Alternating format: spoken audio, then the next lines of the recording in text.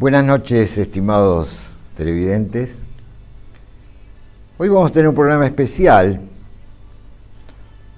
En principio, por un lado, porque no está Alberto, que ha tenido que ocuparse de sus asuntos en el campo. Todos saben que él tiene allí sus intereses, o parte de sus intereses. Y también especial porque hoy tenemos un historiador con nosotros, no un filósofo, sino un historiador.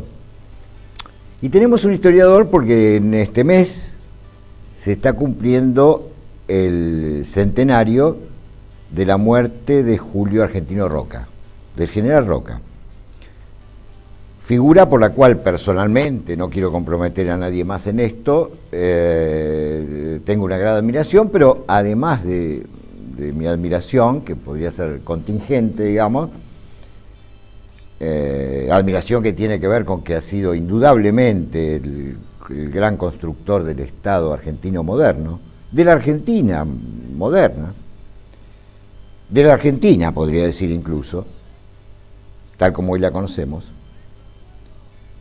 ha sido en los últimos tiempos, debido a los ataques propios del progresismo que nos domina, en este tema como en tantos otros, ha sido, objeto de ataques, a mi juicio, absolutamente injustos, descontextuados del horizonte histórico en el cual al general Roca le tocó vivir y actuar, considerándoselo hoy como un asesino prácticamente, digamos, ¿no? Como un genocida se ha llegado a decir. Y muchas veces esto lo vemos aparecer en el sur del país, que hoy es argentino y no chileno, en función de la famosa campaña del desierto. Así que bueno, por eso hemos traído para hablar con nosotros. Yo obviamente no soy un experto en historia, aunque me gusta mucho la historia, y particularmente la Argentina, la historia argentina. Lo hemos traído a Claudio Chávez, profesor de historia, licenciado en gestión educativa. Pero yo diría más que por sobre todas las cosas historiador, porque a diferencia de otros que cortan y pegan, es un investigador. ¿Mm? Que trabaja sobre los documentos como corresponde, sobre los testimonios como corresponde. Así que Claudio, gracias por estar con nosotros. No, gracias a vos, buenas sí. noches. ¿Qué tal? ¿Cómo te va? Y bueno, te empezaría preguntándote en forma general cuál es la idea que vos tenés de la vida, la actuación, el papel de Roca. Bueno, yo soy, así en términos generales, coincidente con el argumento que vos has planteado, es decir, es el constructor de la Argentina moderna e incluso de la Argentina. A mí personalmente lo que destaco de la personalidad de Roca no es en rigor solamente su gobierno, mejor dicho, sus dos gobiernos. Sus dos presidencias. No solamente ese aspecto de Roca, sino toda su trayectoria política, porque su trayectoria política, desde muy jovencito hasta llegar a ser presidente, es toda una línea política en nuestro país. Es toda una línea política que explica el partido que dio y que contuvo a Roca y a toda la generación de políticos y pensadores que se agruparon en torno a él. ¿Vos te referís al Partido Autonomista Nacional? Yo me refiero al Partido Autonomista Nacional. El primer partido nacional, me parece. El primer que hubo, partido ¿no? nacional, sí, efectivamente. El primer partido nacional, sí, el primer partido nacional moderno, porque en rigor, en paralelo con el Partido Autonomista Nacional, estaba el Partido Nacionalista de Mitre. No tiene la característica Se llamaba Partido Nacional. ¿Se llamaba el de Mitre? Sí. Partido Nacionalista. Ah, nacionalista. Sí, o liberal. Como así se lo denominaba y se lo conocía por aquel tiempo. Pero no tiene la característica que presentaba de modernidad en su organización que presentó el PAN. Digo, me apasiona esa construcción política. ¿Por qué me apasiona esa construcción política? Porque en rigor es una línea histórica, filosófica también, y política, que posibilitó la construcción de la nacionalidad y que sin embargo está muy mal estudiada, muy mal estudiada. No la presidencia de Roca, por supuesto, eso ha tenido pero infinidad de historiadores que lo han defendido y que lo han atacado. Pero la línea histórica del roquismo, es decir, ese joven que parte del Colegio de Concepción del Uruguay, que fue la construcción político-pedagógica de Urquiza, esto no ha sido muchas veces muy analizado y muy estudiado. Cuyo director era Alberto Larroque. Si no me uno de confundo, ellos fue ¿no? Alberto Larroque. Pero esto es una construcción de Urquiza hecha cuando él era gobernador en el año 1849, con el afán de crear una élite culta provinciana capaz de conducir los destinos políticos del país, porque lo que Urquiza avisoraba ya en el año 49 es que él tenía ambiciones políticas de llevar adelante su proyecto, que era la unidad nacional en torno a una constitución, porque en definitiva Rosas también había consolidado la unidad nacional en torno a Buenos Aires y sin ningún tipo de institucionalidad. Urquiza pensaba eso, entonces lanzó ya de movida una escuela en 1849. Y hay cartas de Urquiza en donde explican esto, el objetivo político, pedagógico de Urquiza. Bueno, ahí estudió Roca. Pero, ¿cómo Roca, o sea, siendo tucumano, va a estudiar va a estudiar en Claro, Ríos? porque Urquiza lo que hace es algo parecido a lo que hacía el Colegio Nacional Buenos Aires. El Colegio Nacional Buenos Aires, con el afán de constituir una élite también culta, pero bajo los principios del liberalismo porteño, Urquiza hace lo mismo. Y entonces otorga becas a las provincias, a los gobernadores de provincia. 5 becas, 6 becas, depende del año. Depende del presupuesto que tuviera la provincia de Entre Ríos para sostener a los chicos que ahí estudiaban. Y entonces enviaban.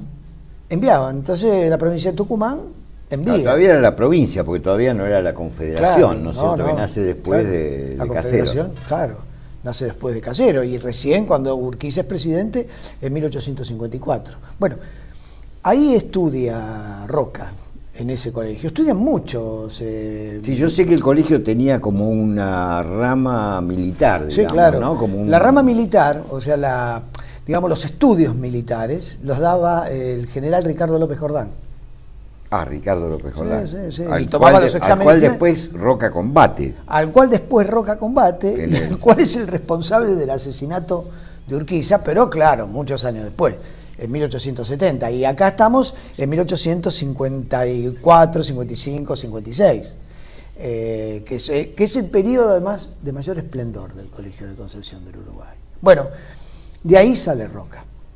Roca participa entonces del lado de la Confederación, o sea, el proyecto urquicista participa de la batalla de Cepeda en 1859 y en la batalla de Pavón en 1861, del lado del proyecto provinciano.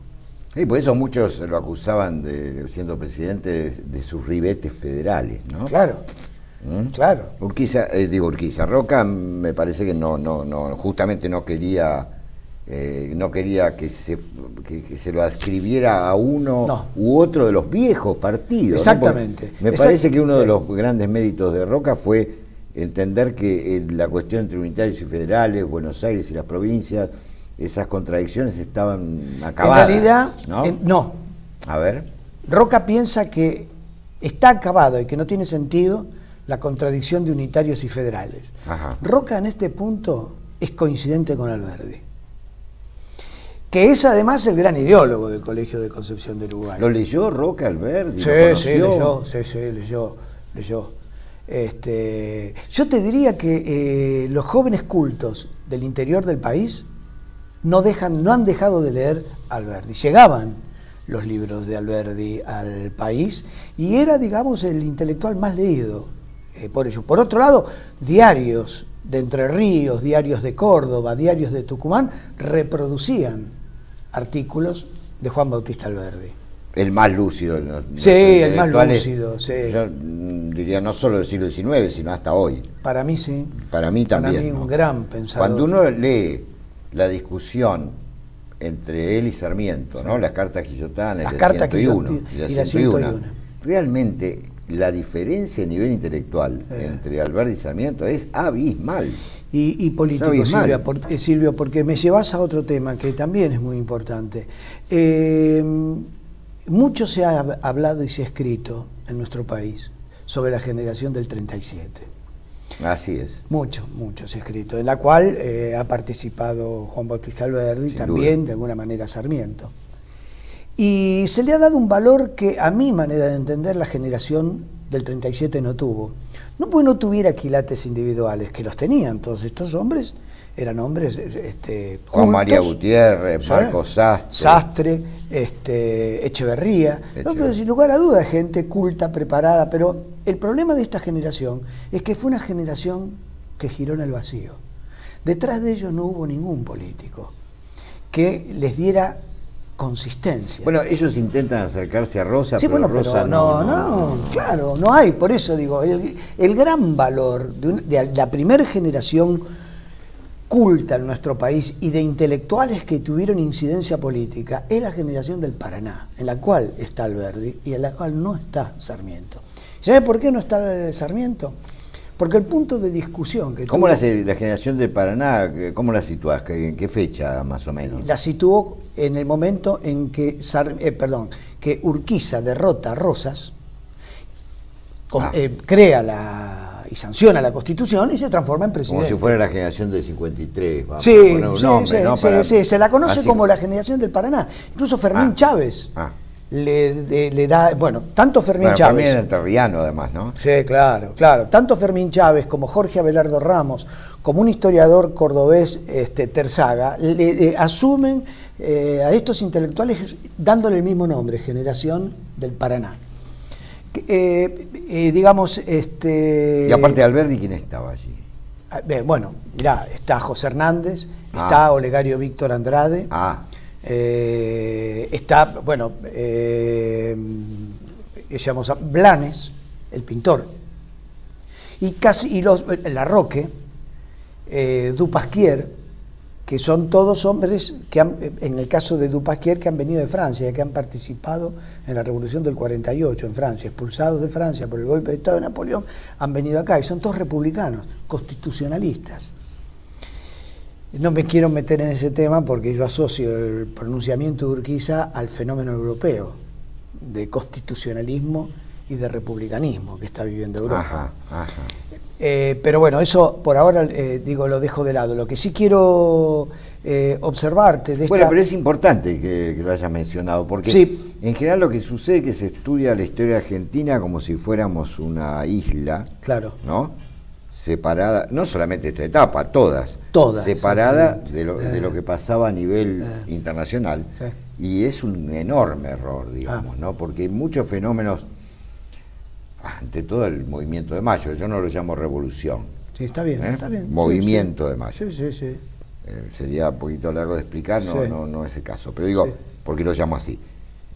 Pero ante todo eso, no se entiende sin entender lo que pasa en España, lo que pasa con Napoleón, las juntas allá en España, la caída de la Junta de Cádiz, en fin, Bueno, y este fenómeno... Y todo es así, ¿no? Y este fenómeno también está asociado a esa ola revolucionaria europea de 1848 que se distingue y se caracteriza por la voluntad de construir repúblicas constitucionales. Le fue mal, porque vino el golpe de Estado de Napoleón en Francia y bueno... Claro, Napoleón III. Claro. Ahora, todo esto partió porque yo te decía que hay una diferencia muy grande entre Alberdi, de las cartas quillotanas y de las 101 con Sarmiento. Y la razón central del debate es que Sarmiento no acepta el éxito militar de Urquiza. Fíjate que Sarmiento, antirrosista, cuando Urquiza desplaza a Rosas, que se supone que Sarmiento debía haber acompañado, no acompañó. ¿Y por qué no acompañó? Sarmiento no acompañó porque no estaba de acuerdo con el acuerdo de San Nicolás. ¿Y por qué no está de acuerdo con San Nicolás? Porque Sarmiento no cree que se pueda constituir una república moderna con los gobernadores caudillos que venían del pasado rosista. De alguna manera, Sarmiento lo que pretendía es que Urquiza hiciera en cada provincia un caseros y unificara el país a palo. Y Urquiza no emprendió ese camino. No, claro. Hace el acuerdo de San Nicolás. Bueno, vamos a hacer la Argentina con lo opuesto. ¿Y qué es lo opuesto? Estos dirigentes que tenemos. Vamos a acordar con ellos. Y vamos a hacer un país con ellos, que son la expresión de la voluntad popular de las provincias. Y en esto Alberdi acompaña la postura de Urquiza, porque tiene una visión distinta de la realidad social de la Argentina. Y ahí toman distancia Alberdi de Sarmiento. Y no es un dato menor, y no es poca cosa, diferir con qué sectores sociales organizamos el país. Mientras Sarmiento procura una élite culta, intervencionista de un poder central en cada provincia, Urquiza constituye la nación con un federalismo en el cual participan las figuras representativas del interior. Pero volvamos a Roca. Roca vos lo adscribís evidentemente a esta... Sí, en esta línea. En esta línea. Después, bueno, claro, derrotado Urquiza en Pavón, no vamos a hablar qué es lo que pasó allí, si no nos llevaría mucho tiempo. Lo cierto es que el ejército de la Confederación, que es el ejército donde estaba Roca, queda disuelto. Ahora las fuerzas triunfantes son las fuerzas porteñas. Roca, que de alguna manera es un desocupado, porque el ejército de la Confederación desapareció, gracias a su tío Marcos Paz, que es vicepresidente de Mitre, se incorpora al ejército, al nuevo ejército nacional, constituido sobre la base del ejército porteño. Vamos a hacer un pequeño corte aquí. Dale. Y seguimos con la... Porque te quería preguntar, y quizás sea propicio el momento, de acuerdo a lo que estás desarrollando, por el Roca militar. Claro. Has hablado bastante del Roca político, has hablado un poco del Roca político, te quería preguntar, pero después del corte será.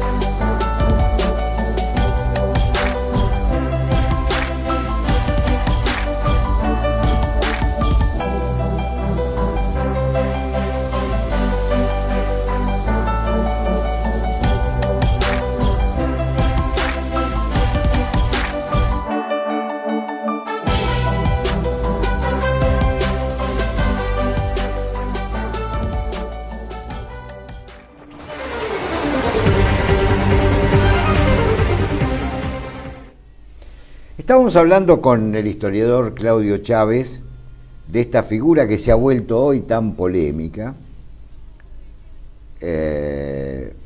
merced a esta ideología progresista, digamos, que nos domina, no solamente en Argentina, sino que se difunde por muchas partes del mundo occidental. Estamos hablando con Claudio Chávez, historiador,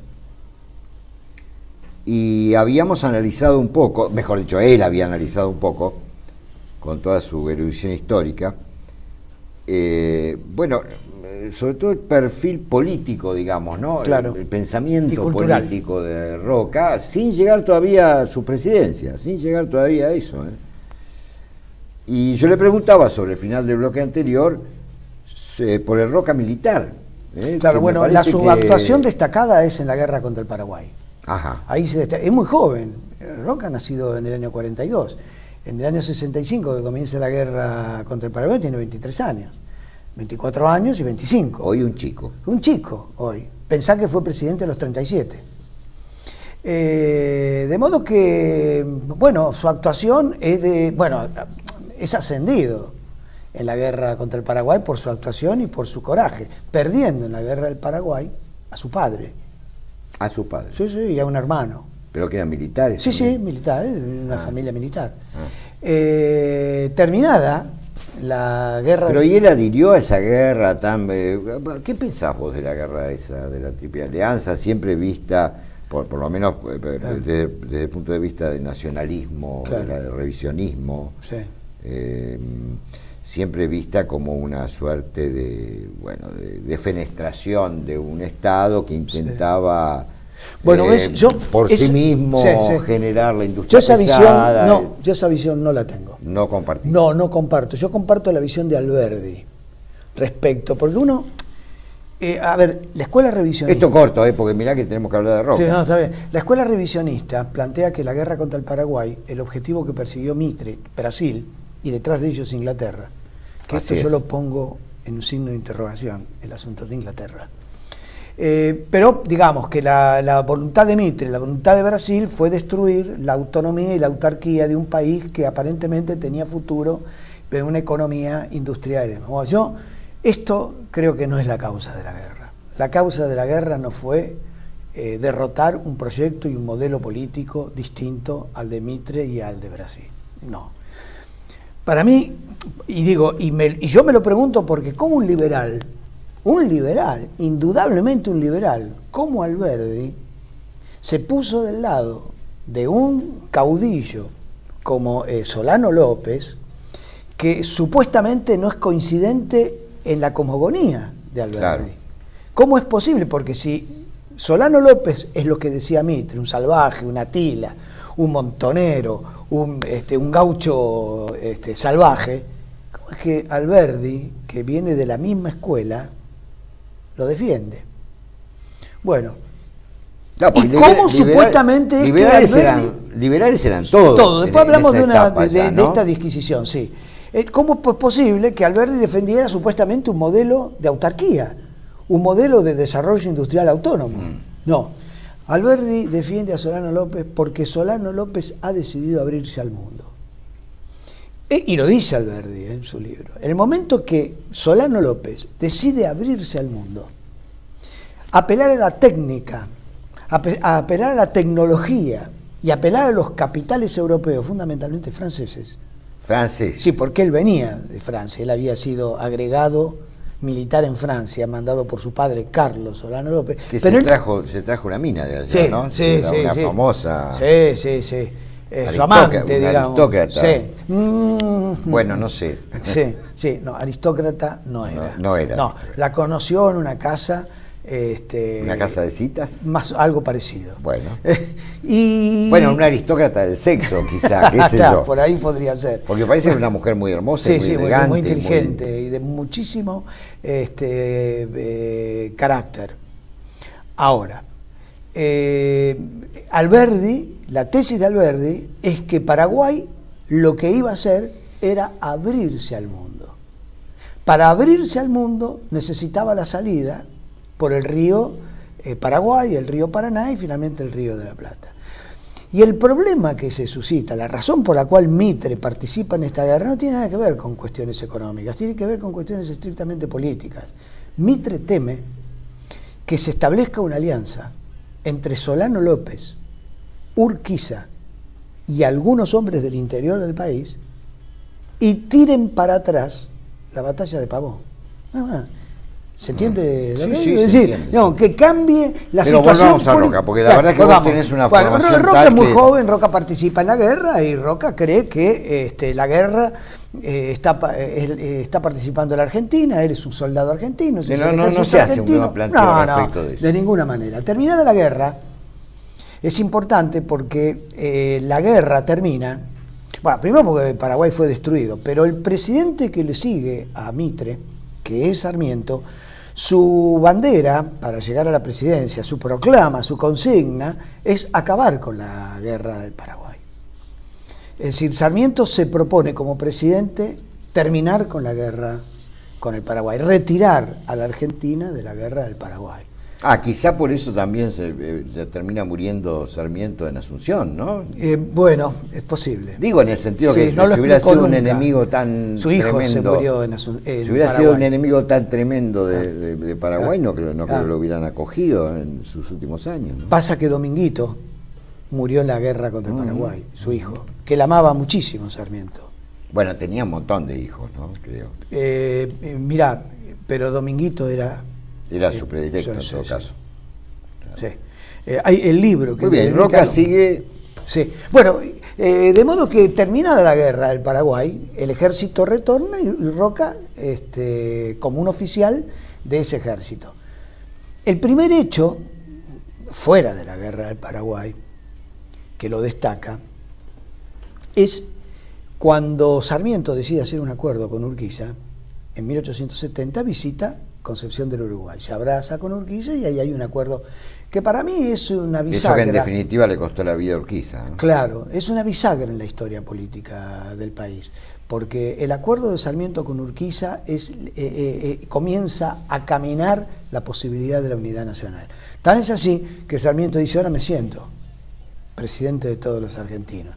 Porque el gran caudillo y jefe político del interior del país es Urquiza. Sí, claro. Entonces, indudablemente. Claro, entonces ese acuerdo con Urquiza es altamente significativo.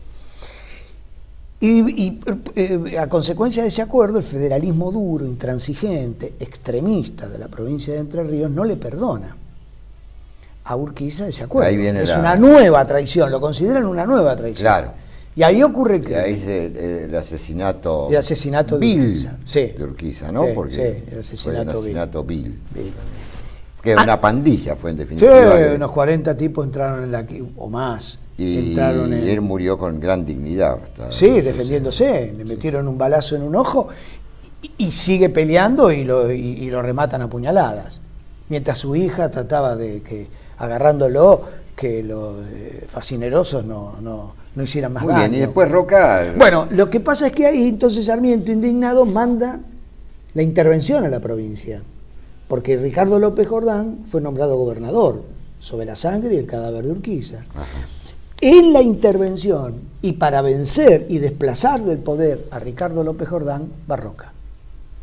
Y en una batalla, la batalla de Ñembé, Roca...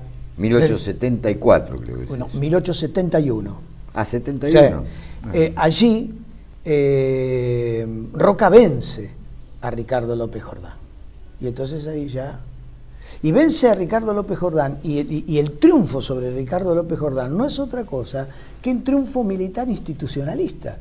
Porque la verdad que lo que ha hecho López Jordán es asesinar a una persona y tomar el poder, es un golpe de Estado en una provincia. Y además eso, ese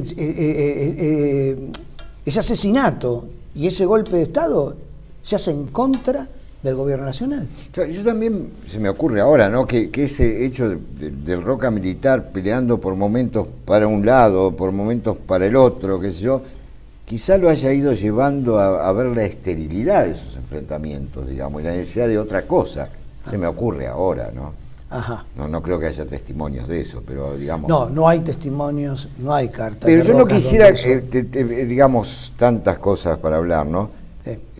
Y además, a mí lo que me gusta de tu discurso, Claudio, es que vos mostrás de alguna manera la grandeza de todos estos hombres, independientemente de los bandos que adoptaron, porque además había tantos que pasaban de un lado para otro, porque esa es otra cosa que hay que ver, ¿no?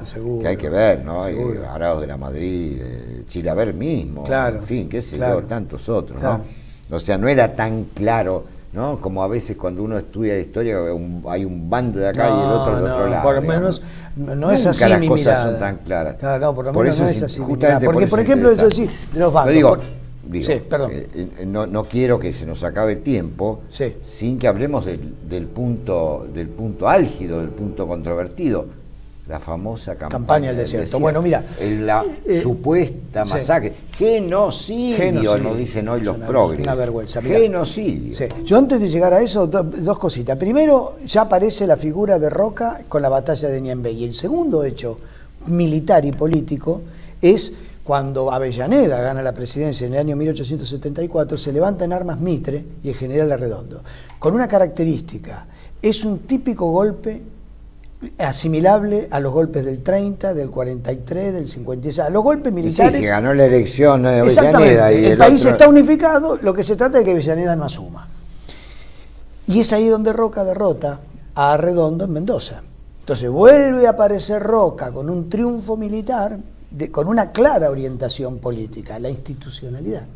La institucionalidad. Y claro, la defensa del presidente, que ha sido elegido, como antes la derrota de un caudillo que se apoderó de la provincia sobre la sangre de un crimen. O sea que a tu juicio Roca apuntaba fuertemente a la institucionalidad, sí. digamos, al respeto hacia la Constitución, sería por otra parte, ¿no? Mirá, y te diría algo más desde el punto de vista antropológico. Es importante eso, respetar la Constitución. ¿Qué te parece? Más en estos días que estamos viviendo, ¿no? En estos días... Donde pareciera que la Constitución es un papel ahí carente de importancia. Mirá, Roca es el caudillo de una Argentina institucionalizada que llevó al respeto de la Constitución y de la República de las antiguas masas populares que seguían a caudillos. ¿Se entiende lo que digo? De vuelta. Es decir... Como dice la nata. Claro, los viejos caudillos provincianos, que eran jefes de masas de chuza y lanza, se terminó esa Argentina.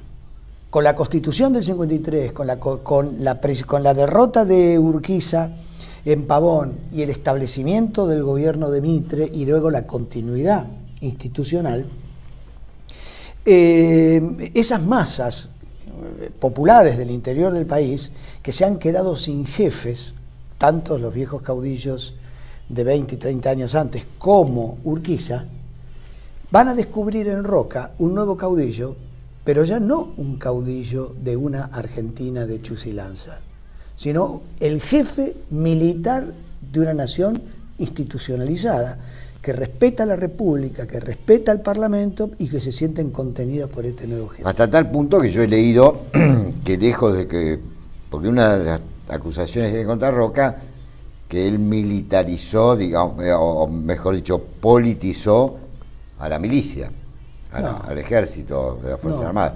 Y justamente lo que yo he leído últimamente es que todo lo contrario. No, todo lo contrario. Digamos, sí. Institucionalizó también a las Fuerzas Armadas, que siempre habían por eso, tradicionalmente participado en política en nuestro país, y las aparta. Y el juego político es puramente un juego político, ¿no? Y las Fuerzas Armadas, digamos. Ahora, tanto es así que él no sabe si pierde las elecciones, exacto, si lo van a defender o no, y él piensa que no, y que está bien si no. Exactamente.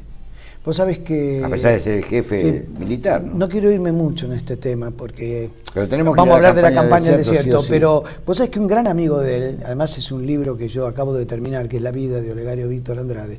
Olegario Víctor Andrade también... ¿Que acabas de escribir vos? Sí, acabo. ¿Cuándo se publica? Estoy en eso, tratando porque con alguna editorial. Autor, es un personaje sumamente interesante. Sí, y que ha sido... Y no muy sé si poco estudio, no. Bueno, Olegario Víctor Andrade estaba en Buenos Aires en el 80. Roca había ganado la presidencia, pero se habían levantado en armas en contra de él. Sí, nuevamente el mitrismo y Tejedor. Claro, y Olegario Andrade le manda una carta a Roca, en donde le dice, vos tenés que venir, mirá, tenés que venir y asumir una dictadura militar. Y Roca no. El presidente de la nación es Avellaneda. Él es el que tiene que reprimir a los insurrectos. Y una vez que eso se termine, yo asumo como manda la Constitución. Correcto. Pero Olegario Andrade, íntimo amigo de Roca, las cartas lo tutea. Roca no. O sea, digo, es un caudillo político, militar, pero un férreo defensor de las instituciones, que habían costado mucho tener en nuestro país. Indudablemente. Mucho. 70 años de guerra civil. Claro. Vamos a la campaña del desierto. A el supuesto genocidio. El supuesto genocidio. Mira, el problema del indio fue un problema gravísimo que en el año que Roca lo soluciona, en el año 1879, hay por lo menos 130 años de conflicto con el indio. Ya la Revolución de Mayo se había planteado el problema de la campaña del desierto, el gobierno de Martín Rodríguez también, el gobierno de Rosas también. Bueno, el problema del indio es un problema muy grave. El indio ataca a las ciudades y ataca a las estancias y arrea ganado y arrea mujeres. No todos los indios, ¿no? No. Los que se conocen como indios pampas. Claro, porque por supuesto los indios que están en la Patagonia, los tehuelches, nada que ver. Los indios pampas, que no es una etnia. Entre paréntesis, los pampas, digamos, destruyeron salvajemente a otras etnias.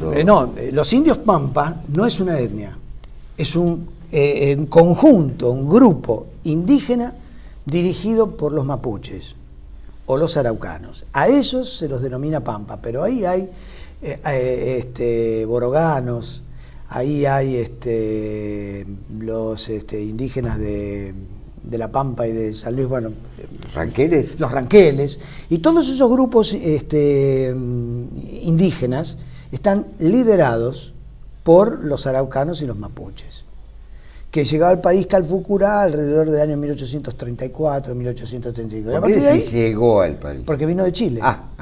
Era un grupo, chileno. era chileno. Bueno, chileno, digamos, sí. Sí. Y llegaron, sí, claro, vos decís chileno, pero es que los chilenos no reclamaban la Patagonia porque había habitantes chilenos. ¿Y quiénes eran los habitantes chilenos de la Patagonia? Calfucurá. Claro, los mapuches. Hitler no reclamó Austria porque eran alemanes, claro. Y le invadió. Bueno, entonces, y esto es un problema, porque atacan las estancias, atacan las ciudades, se llevan el ganado, arrean mujeres, que muchas veces, viste, los poetas y los intelectuales a la violeta hicieron de las cautivas. Pero decime una cosa, la famosa zanja de Alsina, ¿no era suficiente? No. Mira, la zanja de Alsina es el garantista del siglo XIX. Alsina en su discurso en el Parlamento... ¿Vos decís que era una especie de Arlañán? Sí, es muy buena esa idea. Es una especie de Arlañán, porque él en el Parlamento, para que le apruebe... Para no decir Zaffaroni, porque claro, tengo demasiado respeto por Adolfo Alsina. Por Alsina, claro. Tengo demasiado respeto por Adolfo Alsina. Claro. Alsina en la Cámara de Diputados, para que le aprueben su proyecto de la zanja, el faraónico proyecto de la zanja, plantea: esto no es una campaña contra el indio, esto es contra el desierto. Y la palabra luce linda. No es contra el indio, es contra el desierto. Pero la verdad que el proyecto de Alsina es un disparate. Es una zanja de aproximadamente 700 kilómetros de largo. Pero es un delirio. Sí, un delirio. Pero eso no era solamente así. Me ha costado mucha plata hacerlo, ¿no? Imagínate. Pero el proyecto no terminaba con eso. Bueno, nosotros para el proyecto delirante, claro. ¿te acordás de la época de Menem que se quería hacer una isla? Un país que está desierto y se iba a hacer una isla para los aviones. Para los aviones. Y después ahora tenemos el edificio en la isla de Marquis de 60 pisos o 150 pisos. Y el tren de alta velocidad. El tren bala. El tren bala. Bueno, así que para el proyecto, creo que había un canal en Rivadavia, que llegaba hasta Mendoza. Pidió el empréstito Baring Brothers para hacerlo. Por eso, o sea que... Pero digamos que la idea era, bueno, la zanja, a 50 kilómetros de la zanja, hacia el desierto, una línea en paralelo con la zanja de Fuertes y Fortines. Pero estaban en adelante. 50 kilómetros adelante. Metidos más en el territorio metidos más en el territorio indígena, a 50 kilómetros de la zanja hacia atrás. Y entonces una línea de Fuertes y Fortines. Cada 25 kilómetros, un fortín, había 3 fortines y un fuerte, 3 fortines y un fuerte, 3 fortines y un fuerte, cada uno 25 kilómetros. Y los indios pasaban por el medio. Bueno, la idea es que entre la zanja y el sistema de Fuertes y Fortines había una lonja de tierra de 50 kilómetros por 700. Y ahí se iban a poner colonos, se iba a fomentar la inmigración. Una vez que se asentaran y que hubiera pueblos y hubiera instituciones y demás, se avanzaba 50 kilómetros más con los Fuertes y Fortines. Con la zanja no, no se hacía otra zanja, ¿no? No, otra zanja no, 50 kilómetros. Entonces, por eso decía, esto es con el desierto. Él consulta, y lo consulta a Roca, ¿qué le parece su proyecto? Y Roca le dice, escúcheme, es una carta muy extensa, y le dice, ahora escúcheme, ¿usted cree que los indios no se van a dar cuenta que vamos finalmente por ello, aunque usted diga que es por el desierto y no contra los indios? ¿Usted cree que los indios no se van a dar cuenta que vamos sobre ellos? Y si cuando se den cuenta que vamos sobre ellos, porque además leen los diarios, ¿qué cree que van a hacer? Bueno, yo les digo lo que van a hacer. Van a hacer un malón gigantesco, porque van a defenderse, y nosotros, con su plan, estamos a la defensiva y vamos a estar desarmados frente a ellos. Y ocurrió. El gran malón de 1876. Sobre Azul, sobre Tapalqué, sobre Olavarría, 400 muertos. 400 muertos. 100.000 cabezas de ganado. Yo quisiera ver a nuestros progres ahí en claro, medio de eso, a ver que irían a exaltar a la figura del indio. Claro. Mientras se tragaban un lanzazo. Además era un gran negocio, ojo. Es un gran negocio porque con los indios... Bueno, frente a esto, Roca procede con, sí, con su frente campaña. A la muerte, frente a este fracaso. Yo le digo que la estrategia de, y eso se ve ñambe, si lo dije bien, la estrategia de Roca era siempre ofensiva. Sí, no ofensiva. Ofensiva. Digamos, por eso ¿no? le dice, su estrategia es defensiva. Nosotros lo que tenemos que hacer sobre las tolderías indígenas son malones del ejército argentino, como ellos hacen malones sobre nuestras ciudades. Claudio, tenemos que terminar el programa de hoy. Yo te diría que como, bueno, todo un mes, digamos que vamos a que se cumple este aniversario y se pasa más de un mes, no importa, sí, que hagamos otro programa, porque nos ha con quedado, las presidencias. Nos ha quedado pendiente toda la obra extraordinaria sí, que implicaron la presidencia de sí. Roca y algunas objeciones sí, claro, que habitualmente se plantean respecto sí. a la presidencia. Por ejemplo, el famoso librecambismo, sí, sí, sí. El que país, no fue tanto, el país no industrializándose, sino simplemente con la producción de los granos y las canas, claro que fue fabuloso además. Sí, claro. Pero en fin, claro, todo sí. eso lo tenemos que conversar. Bueno, recién no, estamos en los comienzos claro. realmente de la obra, sí. de Roca como presidente, pero para que él pudiera llevar adelante esa obra, por lo que vos contaste, me doy cuenta que era indudable primero llevar a cabo todas estas acciones. Sí. Así que, Claudio, te agradezco muchísimo la presencia. Y para terminar, el éxito de Roca sobre un tema tan grave como era el problema del indio, que era el problema de la seguridad, cuando Roca acaba con el grave problema de la seguridad, allí se transformó en un hombre apto para la presidencia de la nación. Un dato no menor para los días que corren. Gracias, Claudio, buenas noches a todos y los esperamos para el próximo programa sobre Roca. Hay que seguir hablando de Roca. Gracias. Aclarando la verdad histórica, cosa que, como sabemos, nuestro benemérito progresismo altera permanentemente. Y ha prohibido todos los actos en homenaje a Roca que podía y debía haber hecho el pero ejército. estamos haciendo muchos iguales. No, sí. Bueno.